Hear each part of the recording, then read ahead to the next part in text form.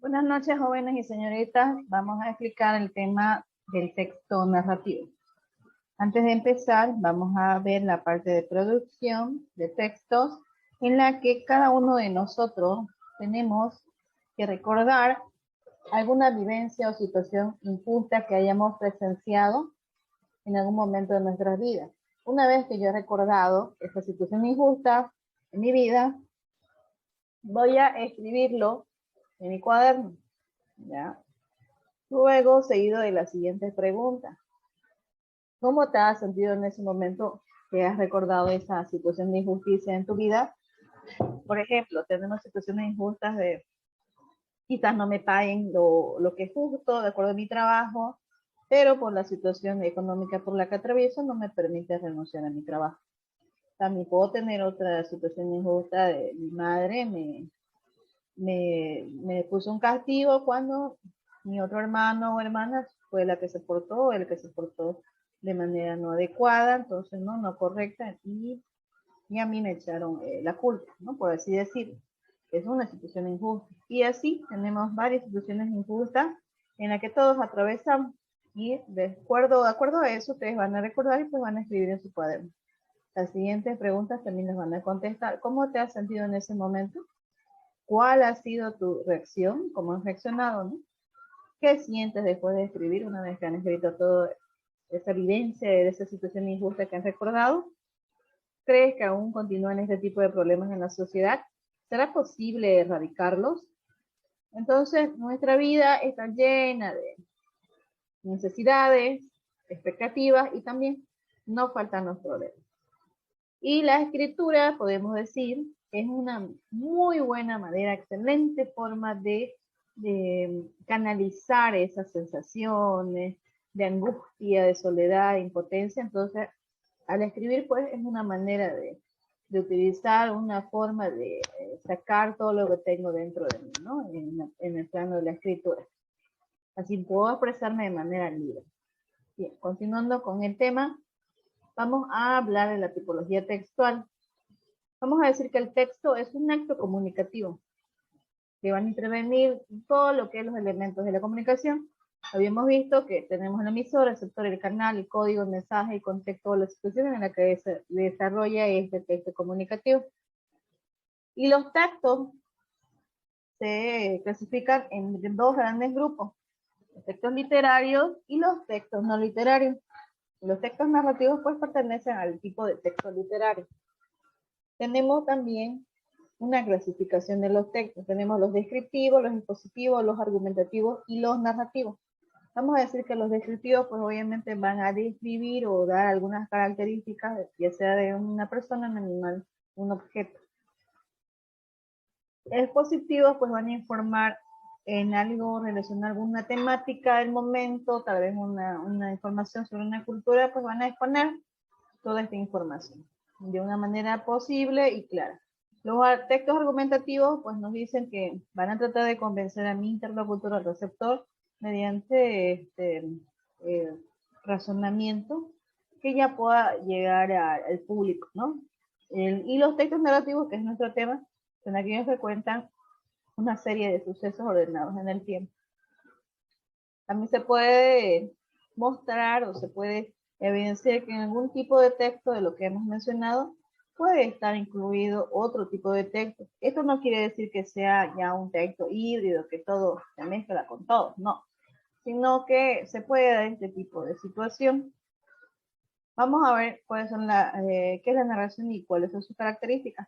Si bien la narración es relatar o contar hechos sucedidos a través del tiempo, la comunicación es la forma más utilizada cada día, pues estamos comunicando, no estamos narrando todos nuestros sucesos, nuestras vivencias, ¿no? Aquí tenemos, por ejemplo, un cuadro donde nos dice cuál es la función del texto narrativo, que viene a ser informar, narrar hechos, crear mundos y entretener. ¿Cuáles son sus rasgos más sobresalientes? Se desarrollan en un tiempo y en un lugar determinado. Y los elementos son más representativos, que hay una acción, hay personajes obviamente, principales, secundarios, antagónicos, etc. Hay un ambiente o una estación donde se desarrolla esta narración. ¿Cuáles son los elementos de la narrativa? Tenemos al narrador, la acción, los personajes y la estructura. El narrador es el sujeto que cuenta los hechos de la historia, pues va a presentar a los personajes, nos va a decir en dónde están situados, en qué época del año, etcétera, y va a observar como una persona omnisciente, ¿no? Fuera de lo que es la narración, va a observar los hechos que les rodean y muestra su forma de pensar y su forma de comportarse. La manera de contarlo todo es importante para la comprensión de la historia. Vamos ahora con la acción. La acción obviamente son situaciones pues que demandan movimiento, etcétera, situaciones con acontecimientos de acción que componen una historia y se organizan a veces por episodios, episodio 1, episodio 2, etcétera, para dar un final a cada episodio. Los personajes son aquellos que realizan las acciones que va a contar el narrador y por su importancia en el desarrollo de dicha acción pueden ser, ya hemos hablado, personajes principales, secundarios, también pueden estar los antagónicos o los oponentes al protagonista. Y la estructura es similar a un cuento, tiene una introducción, un desarrollo y una conclusión. Habíamos hablado que los tipos de textos narrativos tenemos a los literarios y los no literarios. Dentro de los literarios está este tipo de textos narrativos. También están los cuentos, leyendas, novelas, mitos, fábulas. Y los no literarios, pues, están aquellos tipos de textos netamente objetivos, por decirse biografía, diarios, memorias, crónicas, reportajes y por su fin es más objetivo de informar, no así como los literarios que recurren a las figuras estilísticas pues, para expresar lo que desean transmitir. Vamos a ver un tipo de texto narrativo que es la leyenda. Una leyenda proviene del latín medieval legenda, que significa para ser leído. Las leyendas son relatos de hechos humanos, sobrenaturales y maravillosos, y obviamente que se han transmitido de generación en generación por la palabra hablada. Y eso quiere decir que dentro de sus características, pues como se ha transmitido oralmente, se ha perdido en algunas partes importantes de la leyenda o se han modificado por alguna manera, ¿no? Y los personajes que utilizan en las leyendas son históricos y mezclan hechos reales con elementos imaginarios inexplicables. Se van a justificar la existencia de algo, animales, plantas, bueno, esto existe por tal cosa, esta acción, etc. No tienen un dato preciso de tiempo, de espacio donde haya sucedido la leyenda, solamente dicen tiempos antiguos, algo similar. Aquí tenemos, por ejemplo, una leyenda del Guajojo. Tenemos una imagen como puede ser el Guajojo. Luego de esta leyenda corta, tienen que realizar la siguiente actividad. Uno, averigua qué es el Guajojo, pues va a averiguar qué es el Guajojo y va a escribir en su cuaderno. Luego, después de eso, va a identificar dentro de este texto de la leyenda del Guajojo los elementos de la narrativa. Y habíamos dicho que los elementos de la narrativa son estos. Tiene que haber un narrador, una acción, los personajes y la estructura. Hay que identificar. Puedo decir, digamos aquí, ¿quién es el narrador? Aquí está los subrayos. O si no están, puedo decir que es una persona que está hablando a través de la leyenda, ¿no?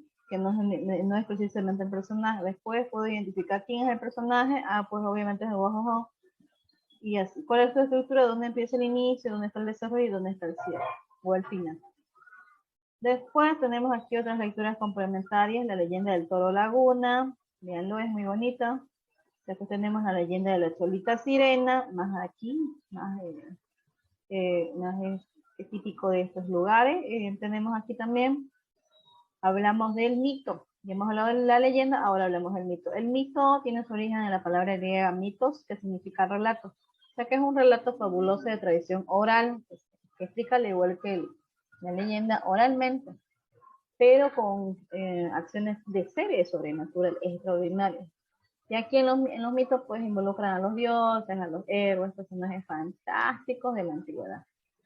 Los mitos forman parte de las creencias de una cultura, de una comunidad y tratan de explicar el origen de la vida de acuerdo a sus culturas. Tenemos aquí, por ejemplo, el mito japonés sobre la creación del mundo. Aquí en Bolivia pues también tenemos otros tipos de mitos sobre la creación del mundo.